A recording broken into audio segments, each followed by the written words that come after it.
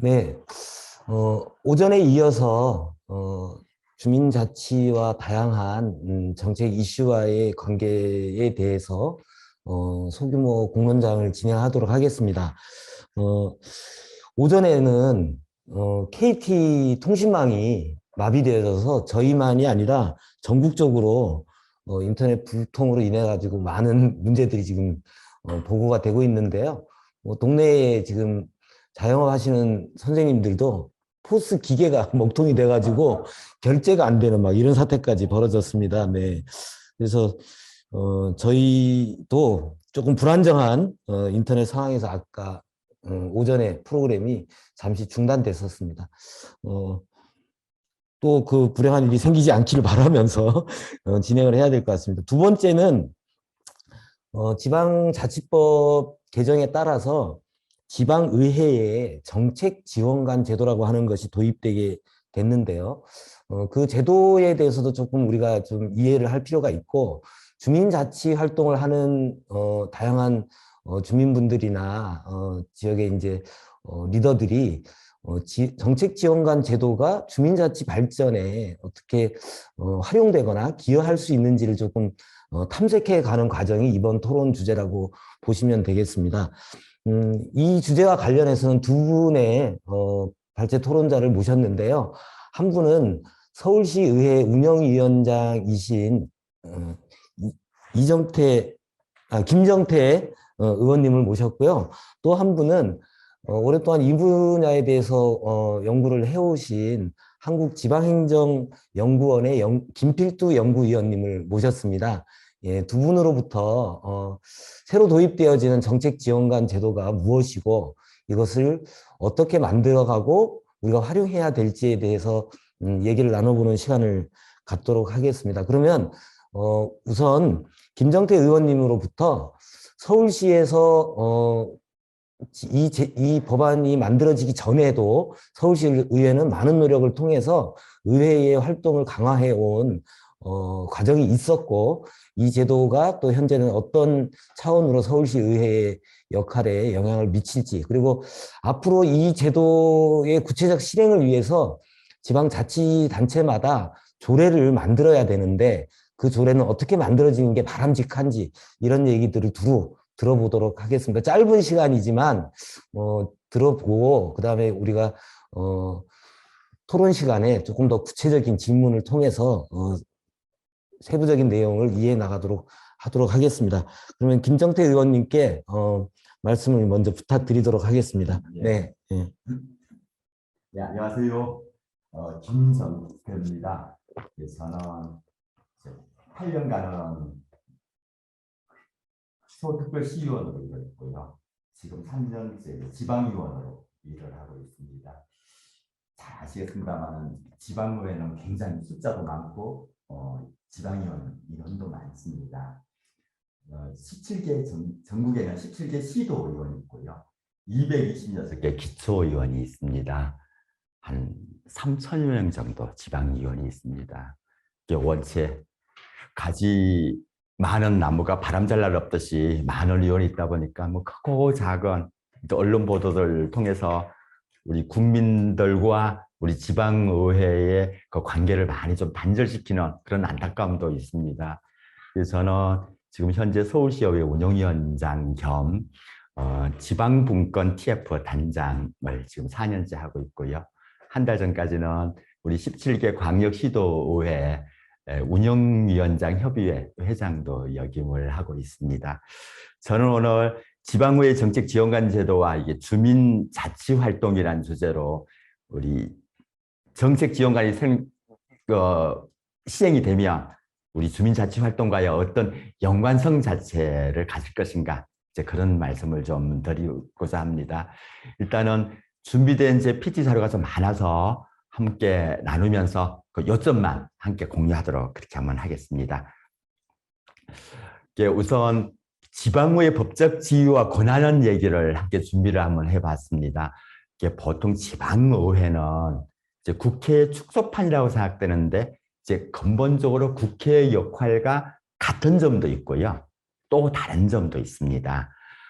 하는 일은 비슷합니다만 근본적인 법적 기능은 약간 좀 다릅니다. 중앙정부는 상권 분리배후에서 입법부가 국회인데 지방자치단체는 의회를 중심으로 의회가 결의한 내용대로 이제 집행부, 즉 시장 도지사를 만듦으로 해서 이제 이게 지방자치단체가 구성되는 게 우리 헌법의 기능입니다. 그 지방의회가 하는 기능을 저는 이렇게 한 7가지 정도를 해왔는데요. 요 7가지를 총 나누면은 이게 첫 번째는 지방의회는 주민대표기관입니다. 두 번째는요, 최고 의결기관입니다. 그게 예산이 됐던 정책이 됐던 지방의회를 의결을 해야 시행이 되는 경우가 됐고요. 이제 세 번째는 우리가 잘 아는 입법기관입니다. 네 번째는 제가 새롭게 이제 주장하고 하는 최근에 새로 하는 경계인데 특히 광역의회를 중심으로 하게 되면은 지금 행정자치가 이루어지고 있죠. 또 알다시피 각 시도의 교육청이 있어서 교육자치 역시 우리 지방자치단체의 역할입니다. 지난 7월 1일부터 부분적이나마 자치경찰제가 또 생겼습니다. 지금 여러분들이 오늘 논의하는 주민자치도 지금 본적으로 시행이 되고 있고 내년에 주민자치회법이 생기면 본격적인 주민자치회가 생깁니다. 이상의 4가지의 지역 지방자치를 종합하고 조정하고 그리고 의결하는 기능이 유일한 기관이 지방의회입니다. 여기에 따라서 이게 우리 주민자치와 지방의회는 필수 불가능 관계다라고 좀 말씀을 좀 드리고 싶고요. 여기는 지방의회와 지방인들이 어떤 활동을 하는 건가 이런 얘기를 쭉 했는데 대부분들이 아는 모습도 있을 거고요. 여기 이제 중요한 과제 자체가 여기는 빠져 있습니다만 여기 저건 안 돼, 표시는 안 되는 거죠, 이거. 여기 이렇게 입법 발의 중에 청원 소개가 있습니다만 내년 우리 주민 조례 발안법이 생겨서요. 이때 주민들이 일정 정도 숫자를 하면은 직접 의회에다가 이런 조례를 제정, 개정 또는 폐정해야 되는 게 주민 발안법도 생겨서 좀 더 주민들 간의 유대 관계 활동 그리고 지역과의 밀접한 관계가 저는 될 거라고 믿고 있습니다. 요거는 서울특별시의회 조례 처리 상황인데 실은 굉장히 많이 좀 늘어나고 있습니다. 이거 제가 잘못 누른 거죠. 그렇습니까?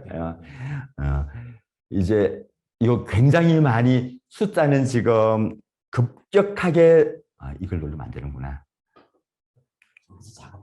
안 눌러도 됩니까?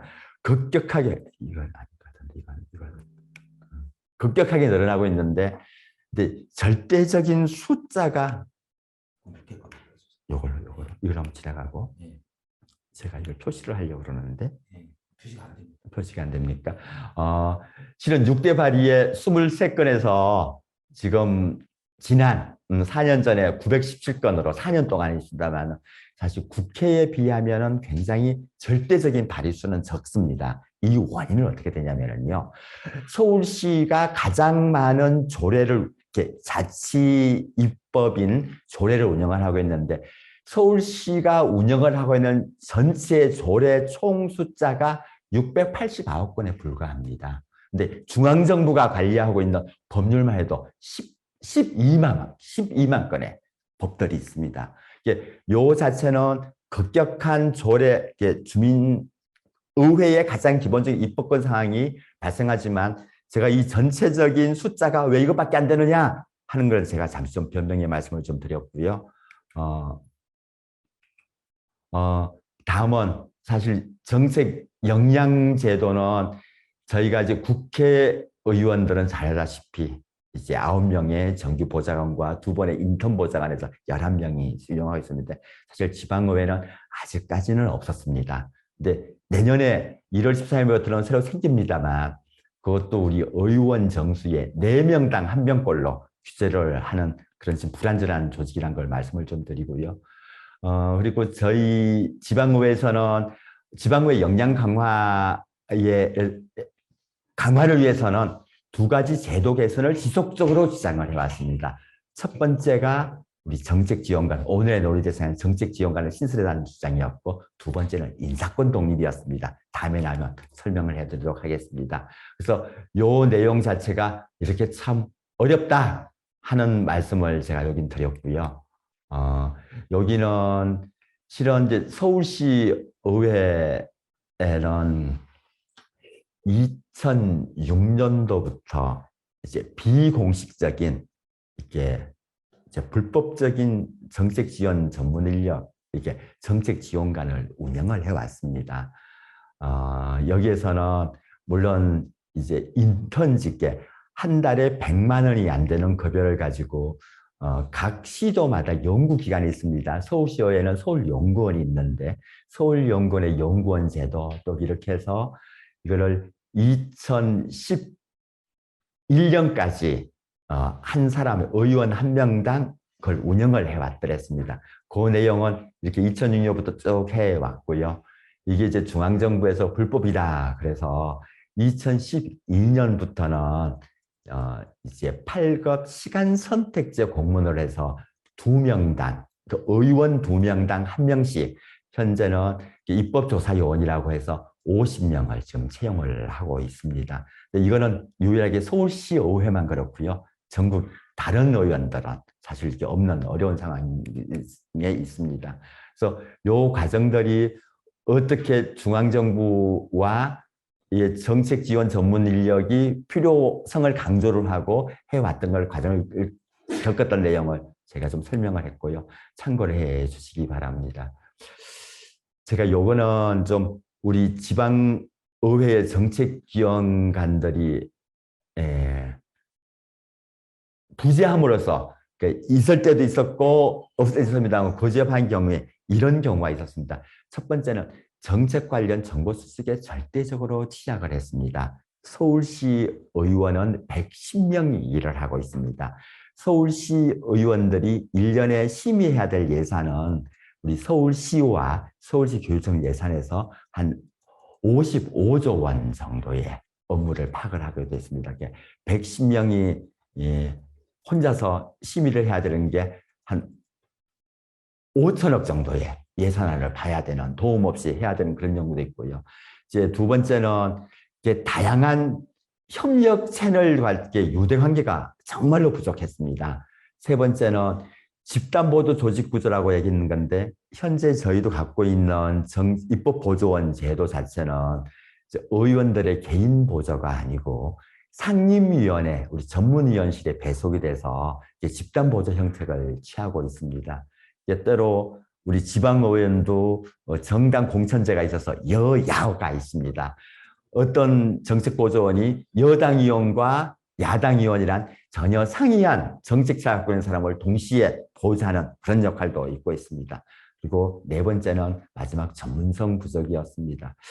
다양한 협력 채널의 부재가 특히 저희 지역 주민들과의 관계, 특히 새롭게 부각되는 주민자치와의 관계도 굉장히 많이 어려움을 겪고 있는 분야이기도 했습니다.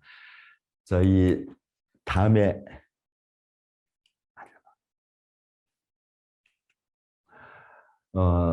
내년 정책 지원관은 1월 13일부터 생기게 되는 거였고요. 요게 뒤에 난 문제점은 나옵니다만 1월 13일부터 채용이 됩니다. 그런데 저희 서울시의회는 내년 1월 13일부터 1년 동안은 제도 시행을 거부하고 있습니다. 그 얘기도 다음에 기회 드리고 있겠습니다. 그래서 이 정책 지원관이 생긴다고 해서 가장 많은 지금 관심을 기울였고요.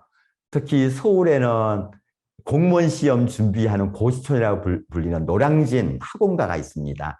노량진 학원가에 정책 지원관 특별반이 이미 생겼다고 합니다. 정책지원관이 현재 법에 규정된 법에서는 광역의회는 6급 임기제 그리고 기초의회는 7급 임기제로 적용이 되어 있습니다. 여기는 제가 보도한 보도자료가 나와 있는데요. 저희는 이 서울시 지방자치법에서 규정한 우리 자치법권 자체에 대한 좀 불만사항, 이게 제도적인 준비 위협 사항을 좀 시작했는데요. 지금부터는 이제 그에 대한 말씀을 좀 드리도록 하겠습니다.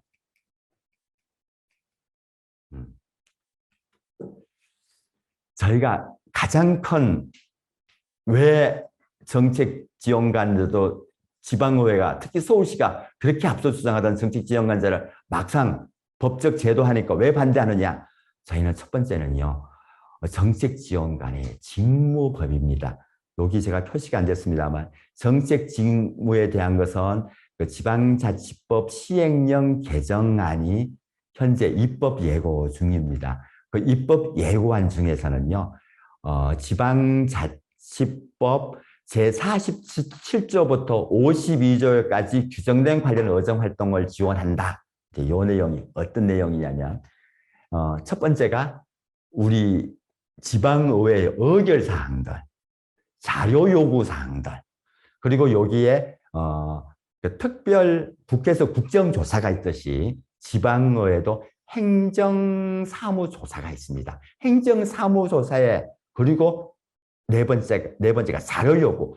요거 네 가지 사항만 하는 게 정책지원관의 직무 범위입니다.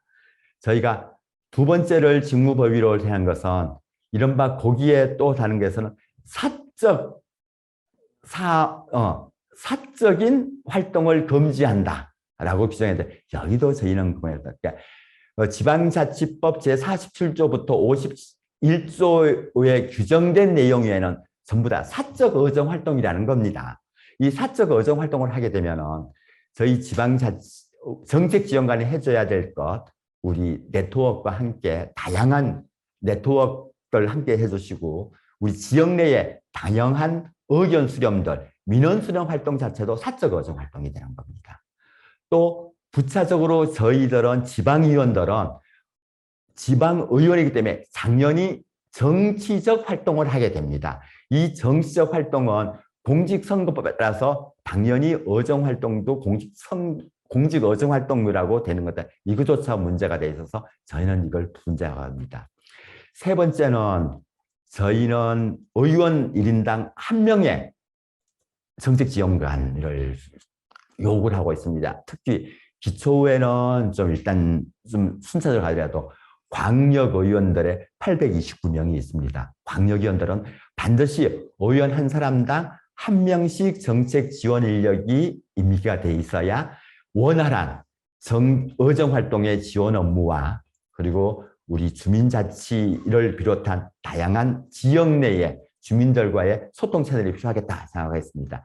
저희가 또 마지막으로 하는 것은 여기는 일반직제입니다. 저희 의원들은 4년이라는 임기가 구상되어 있습니다. 저희는 5년 임기제의 일반 임기제 공무원뿐만 아니라 별정직제를 함께 요구를 해서 각 의회의 상황에 맞게끔 해주기를 요구를 하고 있습니다. 그래서 요거는 사실 지방자치법 전부 개정과 주민자치회 활동 사항을 제가 모두에 들었습니다만 최근에 저는 안타깝게도 지난 32년 만에 주민자치법 전부 개정사 때 주민자치회의 입법화를 강하게 요구를 했고요. 또 주민자치회 자체가 그렇게 했으면 문제가 되지 않겠습니다만 지금 현재 한병도 의원을 비롯한 이해식 의원님 등의 지방자치법 개정안과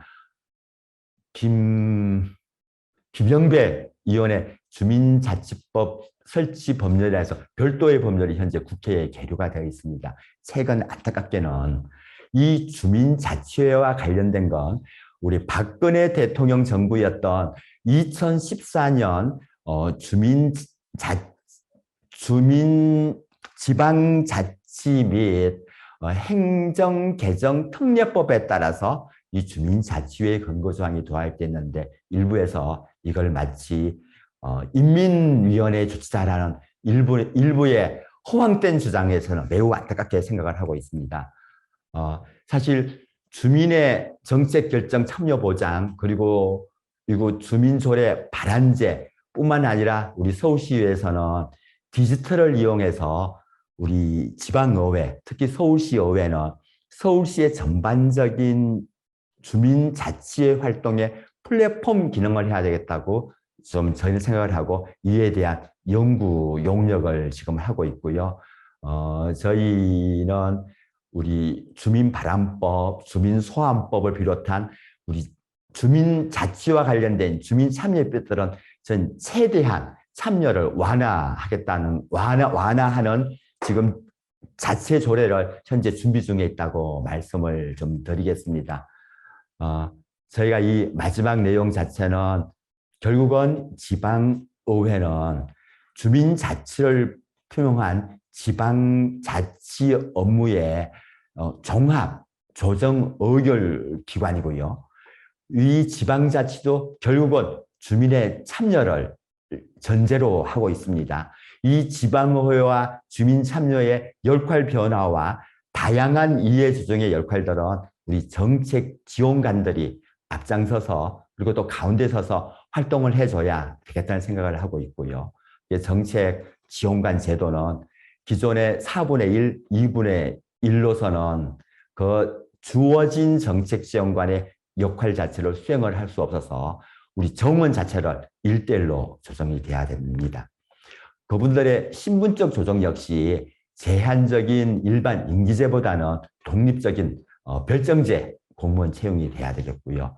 직무 범위 역시 지방의회의 역할 범위에 맞게끔 해주기를 청원하고, 그리고 일가에서 얘기한 우리 지방의원들은 공적 수행기관입니다.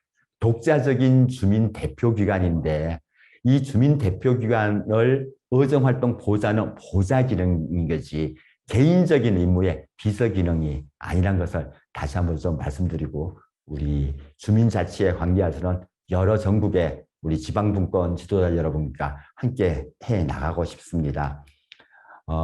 이상으로 제 발제를 마치도록 하겠습니다. 많은 준비된 사항이었습니다만 제한된 시간에 제대로 전달될 줄가 않겠습니다만 제가 드리는 건 딱 한 가지만 좀 기억해 주시길 바라겠습니다.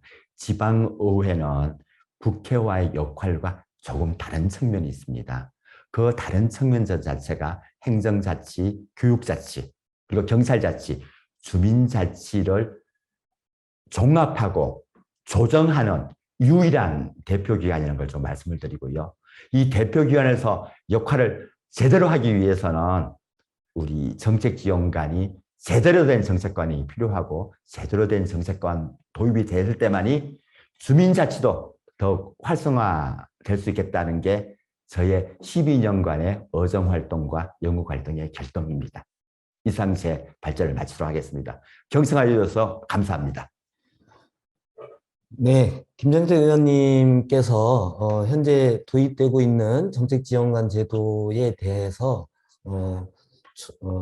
저희들에게 충분하게 설명을 좀 해주신 것 같습니다. 지방의회가 국회하고 다른 것은 그냥 상권 분립의 하나의 입법기관이라고 하는 것을 넘어서 지방자치 구조와 제도가 만들어지는 첫 출발이자 마지막 의사결정 기구로서의 의회의 중요성이 있고, 그 의회의 중요성만큼 의정활동을 하는 것 자체는 주민들이나 이 시민들과의 호흡이나 결합이라고 하는 게 굉장히 중요한데, 이거를 이제 뭐 이렇게 형식적인 객관성 뭐 이런 것으로 포장을 해서 4명의 의원당 1명, 뭐 2명의 의원당 1명 이런 정도의 인력을 배치하는 거는 현실이 안 맞다. 서울시는 오히려 그거보다 더 많은 노력을 통해서 이 제도가 도입되기 전에 성과를 냈던 그 사례를 말씀해 주셨고, 또 하나는 이제 여기가 단순히 회의를 지원하거나 자료 수합을 지원하는 그런 전문 인력이 아니라 현장에서의 정치 활동이라고 하는 걸 포괄적으로 지원할 수 있는 별정직 제도로 도입되어야만 이 제도의 도입에 실효성이 있다라고 하는 얘기를 해주셨습니다. 그 말씀 이어서 우리 김필도 연구위원님께서 조금 더 주민자치의 활동과 이 제도의 연계성에 대해서 조금 더 진도를 나간 세밀화된 얘기를 해주실 것 같은데요. 그럼 김필도 연구위원 말씀을 들어보도록 하겠습니다. 예, 안녕하세요. 저는 한국지방행정연구원에 근무하는 김필두입니다. 앞서서 김정태 위원장님은 의회 입장에서 이제 여러 가지 말씀을 해주셨는데 저는 이제 주민자치 입장에서 한번 의회와의 협력 관계, 특히 그 주민자치 입장에서 정책 지원관들이 어떤 식으로 서로 협력을 해야 되는지 요 문제에 초점을 맞춰서 말씀드리도록 하겠습니다.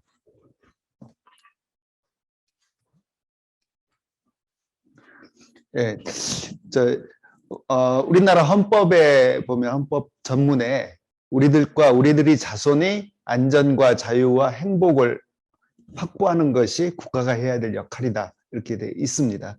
그래서 안전, 자유, 행복 이런 것은 약간 추상적이고 이념적인 개념인데 이런 추상적이고 이념적인 것을 좀 더 구체적으로 실천하는 것이 지방의 역할입니다. 그래서 지방자치법 8조에는 지방자치단체는 주민의 편의와 복리 증진을 위해서 일해야 된다라고 정해져 있어서 이제 앞에서 말한 자유, 행복, 안전 이런 것을 실제로 주민들이 복지와 관련된 편의와 관련된 이런 일을 통해서 현실화해야 된다는 겁니다.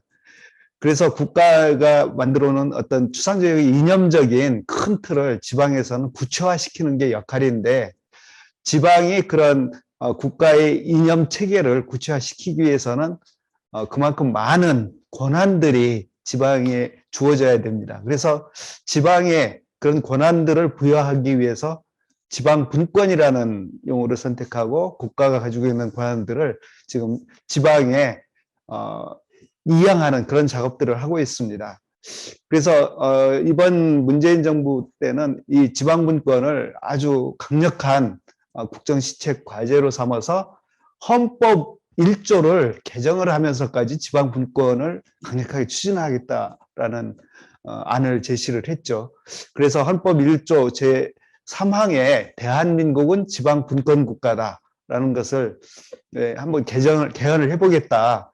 물론 개헌은 성공하지 못했지만은 적어도 헌법까지 고치겠다라는 강력한 의지를 표명한 것은 이제 좀 인정을 해야 되지 않나라는 생각을 합니다. 그래서 그렇다면 분권을 우리가 어떤 식으로 추진을 해야 될지 한번 생각을 해보면은 일반적으로 분권은 위에서 아래로 내려오는 수직적 분권과 그리고 수평적 분권 이 두 가지로 나눠서 생각할 수 있는데 수직적 분권은 국가와 지방자치단체 혹은 광역자치단체와 기초자치단체 관계를 얘기를 하고 수평적 분권이라는 것은 기초자치단체 혹은 광역자치단체, 자치단체 내부에서의 문제의 분권을 얘기를 하고 있습니다. 특히 기초자치단체인 경우에는 주민주권이라는 얘기가 많이 얘기가 되면서 단체장과 지방의회 그리고 주민의 참여를 기반으로 한 주민자치회 이렇게 해서 나름대로의 분권이 이루어져야 된다고 생각을 하고 있습니다. 아까 잠깐 말씀을 드렸는데 사실 단체장하고 지방의회 놓고 볼 때 단체장 같은 경우에는 지금 국가와 지방자치단체 간의 상하관계가 어느 정도 형성이 되고 있습니다. 그래서 사무를 구분할 때 위임사무라고 있는데 위임사무가 뭐냐면은 국가의 사무 중에 일부를 지방이 처리하는 그런 것을 위임사무라고 그러는데 의회 같은 경우 국회의 기능을 지방의회에 위임한다 이런 규정은 없습니다. 그래서 지방의회가 좀 더 집행부보다는 강력한 이제 자치권을 부여받은 게 아닌가라는 생각을 합니다. 그래서 주민자치 차원에서는 물론 뭐 공식적으로는 헌법적인 기관이 아니지만 주민의 생활과 관련돼 있는 부분에 있어서는 일정 부분 지방의회하고 협력관계를 형성을 하는 게 필요하다는 겁니다. 또한 주민자치 내부에서도 협력을 할 수 있는 그런 민민협력 네트워크가 이제 만들어질 필요가 있다는 것이죠. 그런데 최근에는 지방분권이라는 용어 대신에 자치분권이라는 용어를 많이 사용을 하고 있습니다.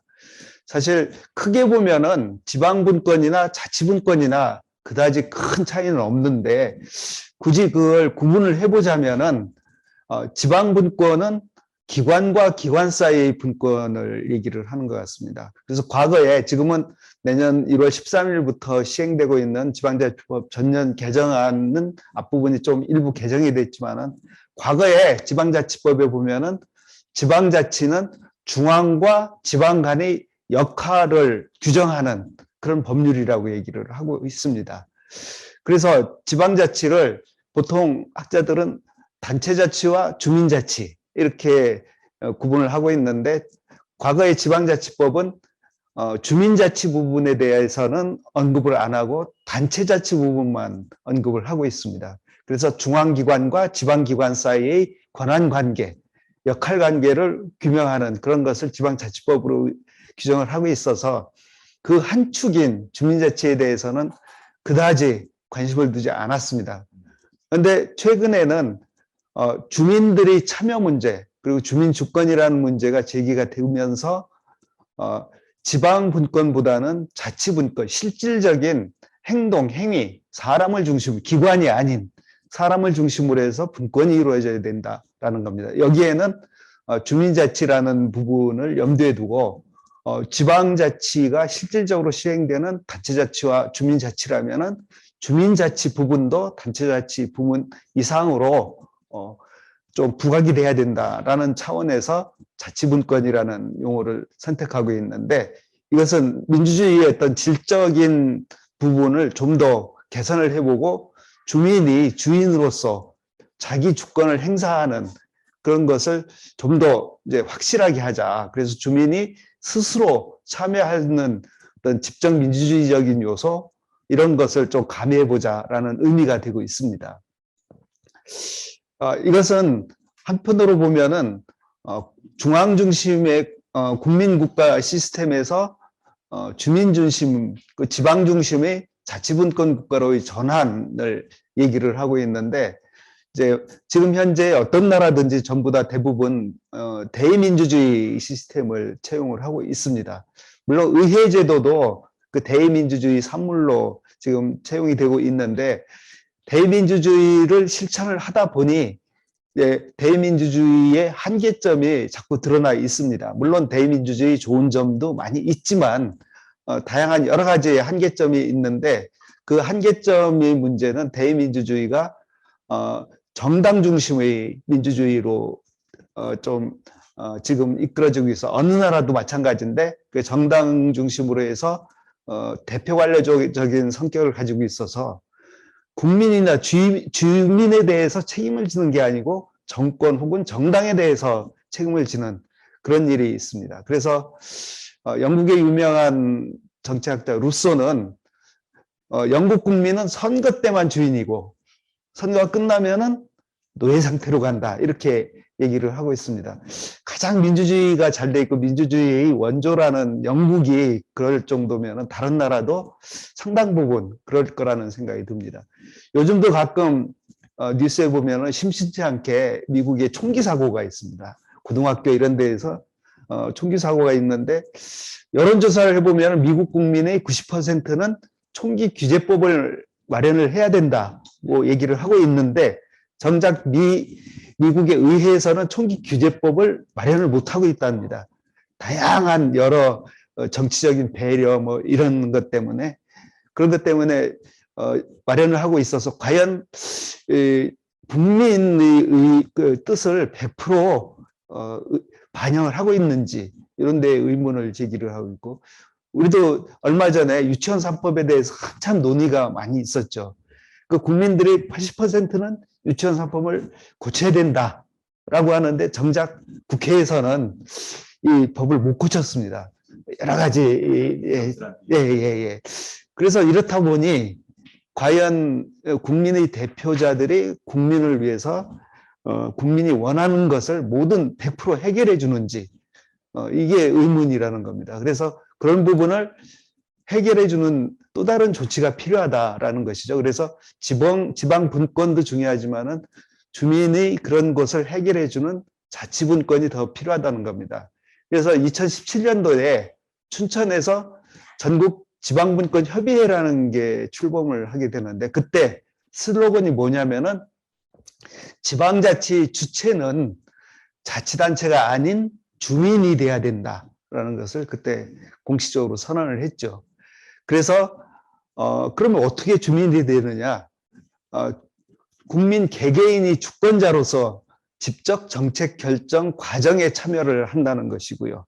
그리고 아까 루소가 얘기한 대로 선거 때만 주인이 되는 게 아니고 일상적으로 자기가 가지고 있는 주권들을 행사하는 그런 것이고, 결과가 중요한 게 아니고 그 결과에 도달하는 과정, 그 과정에서 서로 합의하고 토의하고 오늘 같은 이런 공론의장이 좀 마련돼야 되겠다라는 것입니다.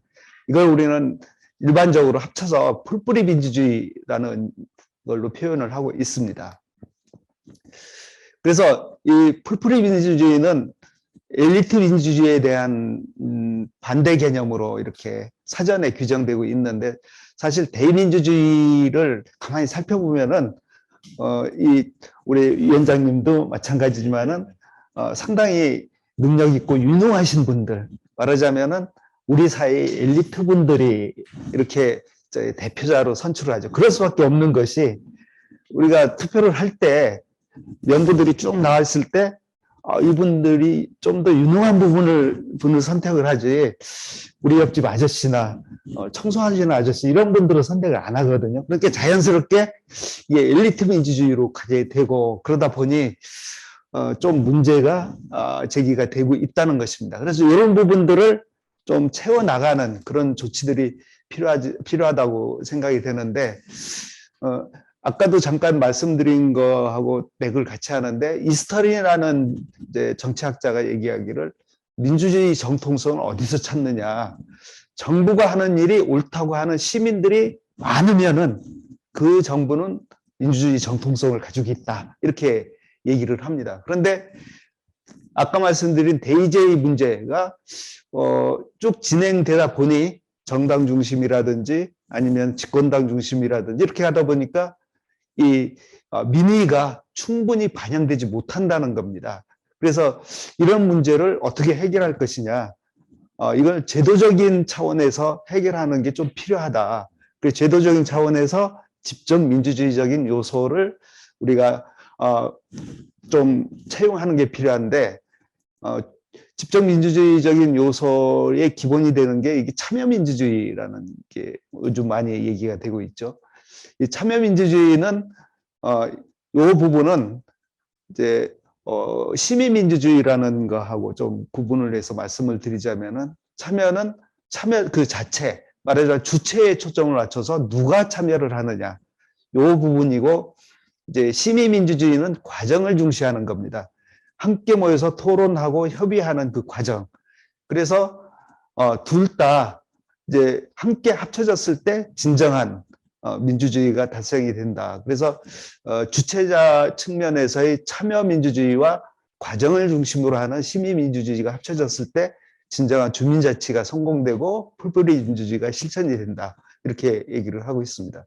그래서 정부는 자치분권 종합계획에서 6가지 자치분권을 추진하는 전략과제를 제시를 했는데, 그 첫 번째 과제가 주민주권이 구현을 내세우고 있습니다. 그만큼 주민들이 직접적으로 권한 행사를 하는데 초점을 많이 맞추고 있는데, 그 여러 가지가 있는데 그 중에 빨간 글씨로 써 있는 주민자치의 대표성과 활성화 문제, 이런 문제가 주민주권을 구현하는 가장 핵심적인 문제가 되고 있습니다. 그 진정한 주민이 주인이 되기 위해서는 주민들이 가장 가까이에 있는 읍면동이 행정적으로 좀 개혁이 돼야 되고, 주민이 직접 참여할 수 있게 되고, 주민이 직접 참여하기 위해서는, 그러려면은 주민의 참여를 함께 할 수 있는 공동체가 활성화되고 마을 자치가 지금과는 다른 식으로 이어져야 된다는 겁니다. 그래서 주민의 의사와 다른 정책 결정이 가능한 한 안 만들어질 수 있도록 여러 가지 제약들을 혹은 여러 가지 제도들을 마련하는 게 필요하다고 봅니다. 그래서 국가에서는 이런 주민자치를 위해서 중앙정부 차원에서는 법제도를 만들고, 그리고 지방자치단체 차원에서는 주민자치가 실질화되기 위해서 예산 문제라든지 여러 가지 교육 문제라든지 뭐 이런 문제에 좀 협력을 하고 있어서 민과 관이 함께 만들어가는 주민자치를 지금 지향을 하고 있습니다. 그래서 행정이 수행해야 될 기능과 실제 주민이 현장에서 만들어지는 것들, 이런 것들을 주민자치회 차원에서 함께 묶어가지고 필요한 부분을 연결해주는, 행정과 실제의 주민과의 생활을 연결해주는 연결 부분. 사실 이 부분들이 지방의회하고도 상당히 밀접하게 관련이 있다고 생각을 합니다. 그래서 다양한 제도를 통해서 만들어지고 해야 되는데, 그렇다면 저희가 주민자치회와 지방의회를 한번 좀 비교할 필요가 있지 않나는 생각이 들어서 비교를 해봤습니다. 지방의회는 아까 위원장님께서 잠깐 말씀을 하셨는데 헌법기관입니다. 헌법이 정해져 있는 지방자치법에 의해서 정한 주민의 대표기관, 대의기관인데, 주민자치회는 그런 그 헌법기관이 아닌 주민이 참여하는 참여기구, 그러니까 대의기구와 참여기구라는 데에 있어서 좀 차이가 있습니다. 그래서 지방의회는 헌법기구이기 때문에 다양한 여러 가지 그 자체적인 결정을 하고 있고, 주민자치회의 활동도 지방의회가 정하는 규정 안에서 이루어지고 있어서 어떤 면으로 보면은 주민자치회는 지방의회가 정하는 그 규정, 그러니까 지방의회의 제약을 받는다, 이렇게 생각을 할 수 있습니다. 그렇지만은 지방의회는 주민자치회가 무슨 결정을 하더라도 그거는 헌법과 법률에 정한 대로 활동을 하기 때문에 그다지 큰 차이가 없다는 것이죠. 그리고 지방의회는 그야말로 대표성을 가지고 있는 선출된 그 대신에 주민자치회는 지역 공동체에서 일하고자 하는 사람 중에서 필요한 부분을 위촉을 한다는 것, 그런 점에서 차이가 있다는 것입니다. 또 결정적으로는 주민자치회는 정치적 중립을 얘기를 하는데, 지방의회는 아까 위원장님 잠깐 말씀하셨는데 정치적으로 자기 견해를 밝힐 수 있고 정당 활동을 하는 게 합법적으로 인정을 받은 그런 것이기 때문에 좀 차이가 있습니다. 그럼에도 불구하고 같은 현장을 가지고 있기 때문에 주민자치회와 지방의회는 많은 부분에서 협력을 해야 될 필요가 있다는 생각을 합니다. 그래서 지방자치를 주민에 의한, 주민을 위한 주민의 자치라고 볼 때, 지방의회에서는 이 주민자치가 제대로 될 수 있도록 법률적인 문제, 제도적인 문제를 만들어주고, 주민자치회는 지방의회가 만들어준 이런 말하자면 멍석, 따라놓은 멍석 위에서 지역민들 스스로 할 수 있는 일을 찾아서 해나가는 것, 이게 주민자치라고 생각을 합니다. 그래서 이 부분은 아까 저 설명을 더 자세히 해주셨기 때문에 이 부분은 생략을 하고 정책 지원관의 역할, 이런 부분도 생략을 하겠습니다. 그러면 어떤 부분에서 우리가 같이 나가야 되느냐? 주민자치 측면에서 보면 주민자치 가장 중요한 기능이 두 가지가 있습니다. 자치계획을 수립하는 거하고 그 다음에는 주민총회를 하는 게 가장 중요한 문제인데, 자치계획을 수립할 때 이 부분은 의회하고도 상당히 밀접하게 관련이 있습니다. 계획에 대한 재원을 정해주고 계획의 범위라든지 사무 범위를 정해주는 게 이제 조례에 의하기 때문에, 그래서 자치계획을 수립할 때 사전에 의회하고 서로 의견을 교환한다든지 정보를 교환해서 여러 가지 주민자치회에서 많은 안을 내놨는데 나중에 봤더니 이건 법률에 위반되고 이건 정책에 안 맞고 하다 보면은 주민자치가 제대로 안 된다서 지금도 많은 주민자치위원들이 그 부분에 대해서 불만을 제기를 합니다. 열심히 하는데 가지고 왔더니 다 안 된대. 그렇다면 이게 사전 협의가 필요하다는 겁니다. 자치계획을 수립하기 전에 그런 사전 계획이 필요한데, 자치계획에서 주민자치 운영계획, 특히 여기서 보면은 분과별 사업계획이 있는데 그 마을 발전의 활성화, 이런 부분들은 지방의회하고 밀접하게 관련이 되어 있는데, 정책지원관이 바로 이때 함께 저 의회하고 주민자치회의 연결고리 내지는 그래서 의회의 입장을 전달해주고 주민자치의 입장을 의회에 전달해주는 그런 역할을 하는 게 좀 필요하지 않나 생각을 합니다. 그리고 이 자치계획이 완성이 되면 주민들과 함께 공유하는 주민총회가 되고 있는데, 이 주민총회 과정에 보면은 주민들이 결정된 사항에 대해서 집행부와 논의하도록 되어 있습니다. 이때 집행부하고 논의할 때 지방의회가 반드시 함께 참여해서 논의를 해서 예산 문제라든지 기능의 범위 내 이런 것들을 결정을 하는 게 필요하다고 생각을 합니다. 이 과정에서 정책지원관의 역할이 아주 중요해서 주민총회를 개최할 때 자문관 역할도 어떤 부분에서는 정책지원관의 역할이 되지 않나라는 생각을 합니다. 예, 이상 이제 발표를 간단히 마치겠습니다. 감사합니다. 네, 두 분 다 아주 깔끔하게 제한된 시간 동안 좋은 말씀 해주셔서 너무 감사드리고요. 제가 지금 10분 정도 휴식 이후에 들어온 질문을 기초로 해서 토론을 진행하도록 하겠습니다. 지금 1시 45분인데요. 1시 55분까지 휴식 후에 토론을 본격적으로 하도록 하겠습니다. 네, 쉬는 시간을 마치고 다시 토론을 속개하도록 하겠습니다. 김정태 의원님은 전국 시도의회 지방분권 TF 단장도 겸하고 계시니까 이제 광역단위 의회에 다양한 의원님들이 지방분권, 그래서 지방정부의 권한을 강화하는 고민을 많이 하고 계셨을 거라고 생각이 들고, 네. 또 주민자치와 관련된 고민도 이제 적극적으로 하고 계시고, 그래서 그런 발표를 해주셨습니다. 이게 이제 지방자치법 개정된 게 얼마 안 돼서 이게 따끈따끈한 내용이다 보니까 다른 제도와의 연계성이라든지 이 종합성이 아직까지 충분히 준비되어 있지 않아서 이게 조각조각 맞춰가면서 활동을 해나가고 정착시켜 나가야 될 상황이긴 합니다. 그래서 의원님께 조금 이제 제가 질문을 드리고 싶은 것은 지금 현재 모든 광역기초지자체들이 이런 내용과 관련돼서 조례를 만들어야 하는 처지에 있잖아요. 그렇습니다. 근데 이제 이 조례를 만들 때 네.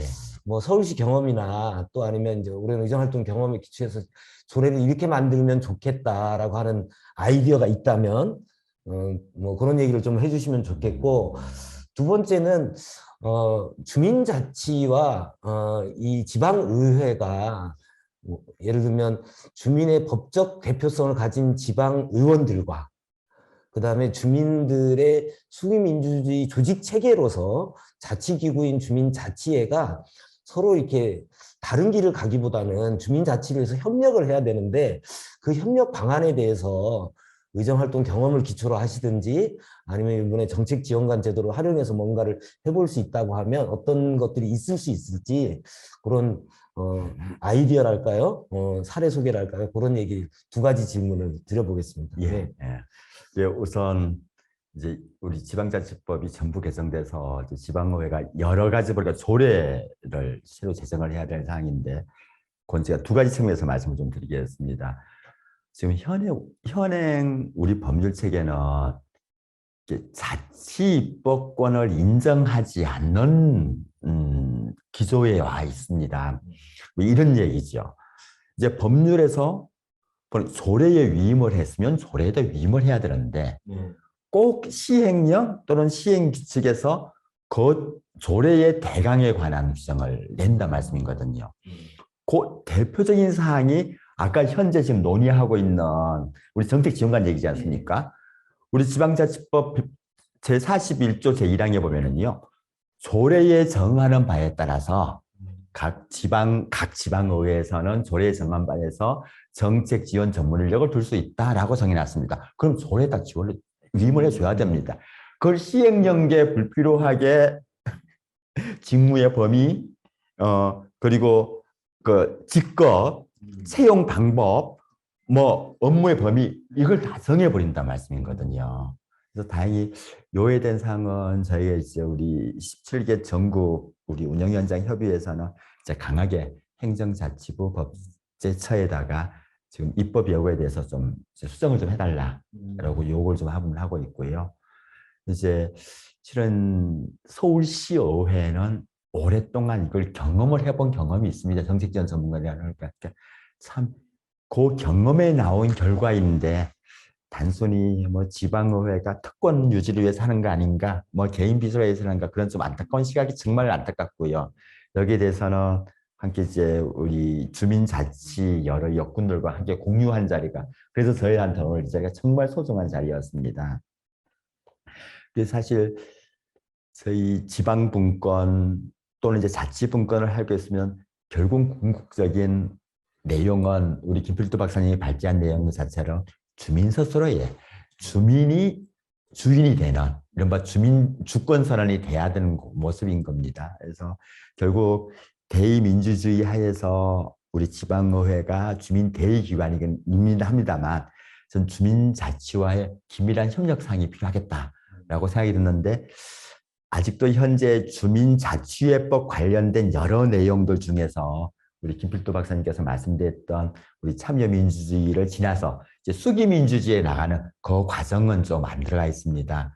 우리 지방의회 차원에서 국회에서 심의 과정에서 의회의 협력관계, 아까 좋은 말씀해 주셨습니다. 우리 계획 부분이나 평가 부분에 의회 협력 부분 자체를 꼭 집어넣을 수 있게끔 좀 해드리고요.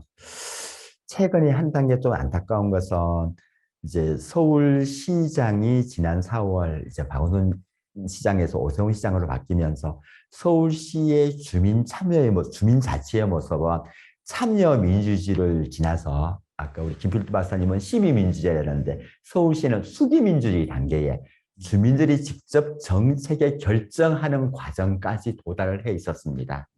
예, 이거 자체가 마치 좌파 시민 사회 단체들이 ATM기에 보조금 빼먹듯이 그냥 빼간다는 이런 정치적 공격을 당하고 있습니다. 근데 사실 이거로 해서 지금 주민자치회의 모습이 많이 위축되어 있는 모습입니다. 실은 1단계는 이제 서울시의회에서는 이런 위축된 주민 참여 그리고 시민민주주의 자체를 좀 복원화시키는데 우선 기울이겠고요. 또 최근에 서울시의 이제 국민의힘 소속 의원들이 우리 주민자치회에다가 엄청난 자료 요구를 해서 이게 단순히 우리 주민자치회 우리 임원들이 굉장히 지금 절망감을 느끼고 있습니다. 이런 문제도 현실적으로 저희가 잘 해결해 나가도록 하겠습니다. 네. 우리나라 현행 법률 체계 자체가 지방자치나 이런 권한을 보장하는 방식으로 돼 있기보다는 조례에 위임한다고 해놓고 시행령을 통해서 오히려 또 규정한다거나 뭐 이런 사례를 얘기를 해주신 것 같고요. 최소의 그 한선 정도를 뭐 시행령으로 규정하는 건 좋은데 조금 이렇게 지방자치단체 차원에서 재량권 있게 이런 제도를 운영할 수 있도록 시행령을 만드는 것 내지는 아니면 아예 시행령이 아니다 조례에 완전히 위임한다든지 이런 것에 대한 대응이 필요하다는 얘기를 해주신 것 같고요. 저는 이제 이 정책지원관 제도 말고 시민보좌관 제도 그래서 뭐 이렇게 무슨 수당이나 이런 걸 주지는 않더라도 시민들이 의원들하고 같이 지역에서 활동할 수 있는 뭔가 제도를 의회에 갖추는 것이 이렇게 이제 전문적으로 정책지원관 제도를 두는 것도 있지만 시민보좌관 제도를 둬서 그분들이 자료 요청을 의원들을 통해서 행정한테 할 수 있고 그것에 따라서 정책이나 이 조례를 만드는데 기여하고 이런 활동이 또 이제 조례 발안권 같은 활동을 하는데도 시민들의 자원 활동이 의정 참여 활동이 이루어지도록 하는 것들이 보강되어지면 이렇게 한 명의 이 정책 지원관을 두는 것만큼 또 중요한 의미를 가질 수 있을 것 같은데 네, 그런 활동에 대한 것도 조금 적극적으로 고려해보면 좋겠다 이런 생각이 듭니다. 우리 김필두 우리 연구위원님께 말씀을 좀 드리자면 질문을 좀 드리자면 주민자치회 입장에서 또 주민자치위원 입장에서 이런 제도를 어떻게 활용하면 좋을까 조금 구체적인 제안과 아이디어를 좀 기대하고 질문을 드려봅니다. 네. 예, 주민자치 입장에서 보면 지금까지는 주민자치가 민관 협력 관계라고 하면서 주된 파트너로 단체장을 하고 항상 단체장을 파트너로 삼았는데 그러다 보니 지방의회하고는 그다지 긴밀한 관계를 형성하지 못하고 있습니다. 초창기에는 그 지역 지방의원님들이 그 주민자치위원회의 고문이라든지 이런 데로 참여를 했었던 적이 있었는데 그게 그 점차적으로 희석이 돼서 거의 이제 단절이 돼 있어서 항상 주민자치에서는 단체장을 상대로 해서 서로 협의도 하고 예산도 확보하고 그러는데 그런 측면에서 지금 주민자치회에서 지방의회와의 관계가 상당히 좀 중요하다고 생각을 합니다. 근데 일부 사람들은 이제 지방의회 의원들이 주민자치위원을 잠재적인 정치적인 라이벌로 생각을 해서 예. 그래서 좀 견제도 하기도 하고 주민자치 활동에 대해서 적극적으로 좀 참여하지 않는 그런 부분이 있다는 얘기를 들었는데 사실 이 역할을 보면은 라이벌 역할이 아니고 좀 상호 보완해야 될 역할이라고 생각을 합니다.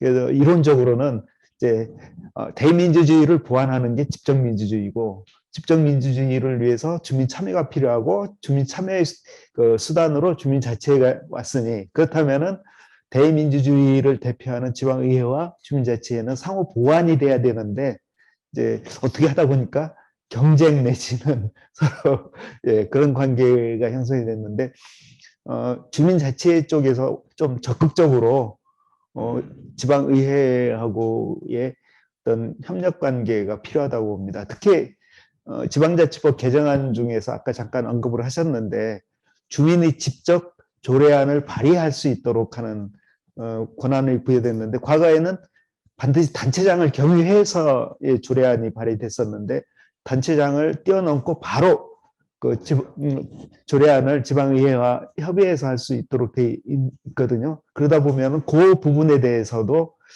지방의회와 사전 협의라든지 조정이라든지 정보 교환이라든지 이런 부분들 말하자면은 어떤 정책 협의회라든지 뭐 이런 것처럼 이제 지방의회와 주민자치회 간의 어떤 정기적인 모임이라든지 이런 게 좀 필요하지 않을까 하는 그런 생각을 했습니다. 특히 그거와 관련해서 지금 주민자치회에 관한 법률들이 국회에 많이 이제 상정이 돼 있고 그런데 그 부분에 주민자치회에 관한 법률도 역시 이제 지방의회와의 관계라든지 지방의회의 역할 이런 부분들이 좀 빠져 있어서 이제 그 주민자치 예를 들어 주민자치의 구성과 운영에 관한 법률이다. 그러면 그 법률 안에 단체장이 뭐 의무 역할도 필요하지만은 지방의회와의 관계도 좀 더 포함시켜 주는 게 좋지 않을까 그렇게 생각을 합니다. 지금 그 주민자치회가 개별적으로 이제 주민자치 활동에 관심 있는 의원들한테 연락을 해서 뭐 이렇게 제안을 하거나 막 이런 행위들은 이루어지잖아요. 근데 이제 그게 이제 그러다 보면 어떤 특정한 어떤 성향을 가진 의원들하고만 만나는 이제 이 모양새가 되면서 아까 이제 정책지원관 제도에서 이게 사적 사무로 일으킬 가능성이 있단 말이죠. 이게 공적 사무로 되려면 뭐 예를 들어 우리가 이제 뭐 조례발의나 뭐 이런 걸 할 때도 일정 요건을 갖춰서 신청을 한다든지 요즘에 보면 이제 청와대 국민청원 게시판에 뭐 몇 명 이상이면 어떤 답변을 해야 된다든지 이런 게 있는 것처럼 예를 들면 주민총회를 통해서라든지 아니면 뭐 주민 몇 명 이상의 서명을 받아서 뭔가 공식 협상이나 협의를 요청을 하면 의회가 그걸 받아낼 수 있는 이렇게 약간 공식적인 채널 그냥 이게 일상적인 교류와 소통을 위한 뭐 회의나 협의체 같은 건 있을 수 있지만 좀 공식적인 요 과정을 어떻게 수용해내고 의회가 그리고 그거를 그 소통 결과를 이제 투명하게 주민들에게 알려주고 이렇게 해야 이게 이제 공적 사무로서의 또 투명성 있는 이런 게 될 것 같거든요. 이런 방식에 대해서는 어떻게 뭐 선례라든지 사례가 있을까요? 해외 사례라도?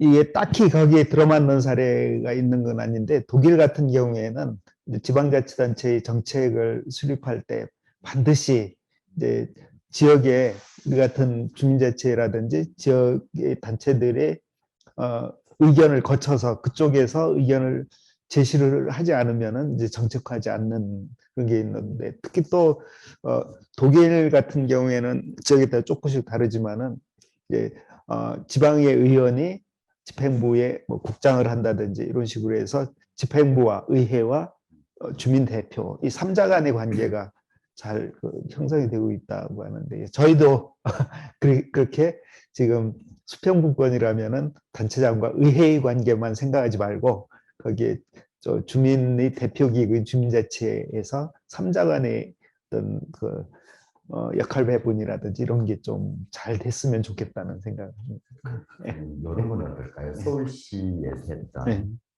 이제 박원순 시장이 첫 취임을 하고 이제 2030 서울 플랜이라고 이제 각 우리 단체장의 큰 역할이 10년 단위로 각 지역의 도시 기본 계획을 수립하는 과정이 좀 있었습니다.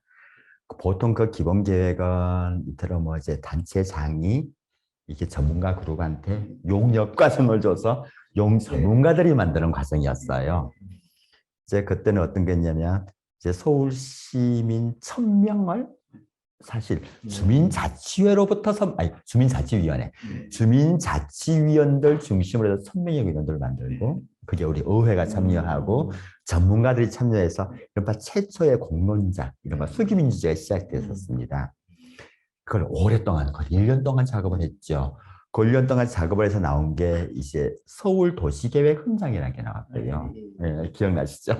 도시계획 훈장에 따라서 나온 게 2030 서울 플랜이었고요. 이제 도시의 기본 계획을 만들어 놓고 그러면 사람들 다 모아놨으니 생활권 계획을 만들자. 그건 비법정 계획이었습니다만 각 서울시를 100개 관이 권역별로 생활권역을 만들어서 그 생활계획권을 만들었더랬습니다. 사실 이런 건 하나의 사례가 되지 않을까요? 요거는 사실 거기서 만든 사례를 우리 의원들도 참여했기 때문에 의회 의원이 됐고요. 예산 지원돼서 가능을 했고. 근데 이제 하나의 모델이 있는데 좀 안타까운 건 아까도 말씀드렸듯이 이런 게 지금 부정되고 있는 서울시 행정이나 이런 건 좀 안타까운 건. 지금 이제 말씀해 주신 게 이제 서울시처럼 이제 광역시 네. 단위잖아요. 근데 이제 광역시하고 광역도는 또 환경이 굉장히 다른 것 같습니다. 물론 이제 광역시도 구단위라고 하는 기초지자체의 역할이 있긴 한데 특히 이제 광역도의 시군 단위는 더 그런 측면에 있어서 지금 이제 뭐 지방 소멸 얘기가 이제 뭐 모든 시군 단위에 뭐 수도권 일부 빼놓고는 다 작동이 되고 있기 때문에 주민자치회나 주민자치 활동이 그 시군의 생존과 아주 직결되는 상황까지 이제 가고 있지 않습니까? 그랬을 때 이제 지금 현재 뭐 주민자치 자치계획이라든지 참여 예산이라든지 이런 것에서 단체장의 예산 편성권이 주민들한테 이렇게 일부 권한이 위임된 듯이 이제 운영이 되고 있는데, 아까 말씀하신 것처럼 지방의회가 지방자치단체, 우리나라 지방자치단체 제도에서는 선도적인 주도성을 가지고 유럽은 이제 의회 의장이 시장을 경임하고 막 그렇게 하잖아요. 예, 그런 식으로 이제 행정하고 의회하고 주민하고의 콜라보를 더 완결되게 만들어 나가는 정책으로 이 정책 지원관제도도 활용되고, 아까 얘기했던 참여예산 제도나 이런 거를 할 때도 3자가 같이 이 프로세스를 관리해 나가면 이게 그냥 단순히 주민들은 제안하고 그냥 이렇게 심사하고 뭐 이런 방식이 아니라 진짜 수기민주주의가 될 것 같은데, 그런 측면에서 이 도 단위는 더 중요할 것 같거든요. 그런 게 혹시 그런 거에서 또 우리 이론을 얘기하자면은 이제 그 보충성의 원칙이라는 얘기를 학자나 다 얘기를 합니다. 다 하는데 실제적으로 보충성의 원칙이 하나도 안 지켜져요. 근데 보충성의 원칙이라면 다 뭐 아시겠지만은 우선은 주민들이 먼저 결정을 하고 그 주민들이 합의를 본 다음에 그것을 이제 시군구 단위에서 우리들이 할 수 있는 일은 이런 거다. 요건 못하니까 시군구에서 해주세요. 시군구에서 전체 다 정리한 다음에 시군구 차원에서 할 수 없는 일은 시도에서, 또 시도에서 못하는 것은 국가에서, 이렇게 밑에서도 올라와야 되는데 지금은 거꾸로 이렇게 그렇죠? 아까 말씀 주민참여예산제 같은 경우에도 주민참여 예산의 범위를 정해놓고 요 범위 안에서 할 수 있는 사업을 찾아봐라. 그리고 찾아가 보면 아 이거는 법률에 위반돼서 안 되고 이건 조례에 위반돼서 안 되고 그렇게 하면은 할 일이 별로 없다고 주민자치위원들이 얘기를 하거든요. 그렇다면은 이 과정의 민주주의라는 게 그 문제인데 그 사전에 아까 말씀하신 협의회 제도가 있다면은 그러면은 계획 단계에서 할 수 있는 것, 할 수 없는 것 이런 부분들을 사전에 협의를 한다면은 나중에 결과를 가지고 이거는 안 되고 저거는 안 되고 이런 얘기는 안 나오지 않을까라는 생각이 듭니다. 그러면은 이 갈등 관계도 좀 해소가 되고 그리고 진짜 지역을 위한 일을 하는 그런 의회도 되고 집행부도 되지 않을까 생각을 합니다. 네, 뭐 지금 이제 시간이 마무리할 시간이 거의 다 됐는데요. 아무쪼록 이 정책 지원관 제도가 의회와 주민들의 만남의 접점을 더 많이 넓게 만들고 활성화되는 제도로 이렇게 활용되어야 되겠다는 이렇게 생각이 들었고요. 마무리하시면서 한마디씩 해주시면 고맙겠습니다. 우리 임정태 의원부터. 네. 예. 오늘 전국 주민자치 우리 소규모 공론장을 통해서 지방의회에 대한 관심을 좀 기울여 주시고요. 특히 우리 서울 지방의회 수건 사업이었던 정책 지원관에 대해서 이렇게 관심만 기울여준 것에도 저희는 정말 감사드립니다. 오늘 정책 지원관이 결국은 의회 의원뿐만 아니라 이게 주민자치를 포함한 지방자치의 저변을 확대한 그 매개체가 될 거라는 얘기는 확실히 좀 신념을 가지고 있고요. 오늘 이렇게 제안해 주신 시민보좌관제라든가 우리 주민자치회와 지방의회의 우리 협의체 관계라든가 이런 문제들은 우리 서울시의회가 좀 선도적으로 우리 자체 조례를 통해서 한번 좀 구체화 한번 시키겠다는 좀 말씀을 드리고요. 우리 지방의회에 대한 변함없는 관심과 지원 부탁드리면서 제 말씀을 마치겠습니다. 예, 아까 잠시 말씀드렸듯이 지금 현재 의회와 주민자치 간의 관계가 그다지 이제 밀접하지 않은 점이 있는데 향후에는 이번 주제 발표라든지 이런 것을 통해서 좀 더 많은 관심을 가지고 의회도 역시 주민자치회하고 원활한 협조 관계를 형성하는 게 필요한데 지금 현재 정책지원관 제도를 통해서 이 정책지원관들이 의회의 입장을 충분하게 주민자치에 전달을 하고 또 주민자치의 입장을 충분히 의회에 전달을 해서 이제 지역사회 발전을 위한 여러 가지 대안들을 함께 협력해 나가는 그야말로 민간 협력 시스템이 제대로 구축될 수 있도록 한번 해보는 게 중요하지 않을까 생각을 합니다. 네, 오늘 두 번째 주제에 지방의회 정책지원관 제도와 주민자치회와의 연관성에 대한 얘기를 나눠봤습니다. 지금 접속하신 분들 중에서 저희들 발제 자료에 대한 요청이 많은데요. 저희가 이 발제자 분들하고 협의를 거쳐서 주민자치 민관학 현장 포럼 홈페이지 자치포럼.net인데요. 자치포럼은 한글로 쓰시고 .net만 이제 인터넷 그 주소를 치시면 그 홈페이지에 저희들이 편집해서 게시를 해놓도록 하겠습니다. 오늘 두 번째 토론 같이 해주신 두 분 정말 감사합니다. 네, 이것으로 토론을 마무리하도록 하겠습니다. 네, 3시에 다시 세 번째 주제로 만나도록 하겠습니다. 네.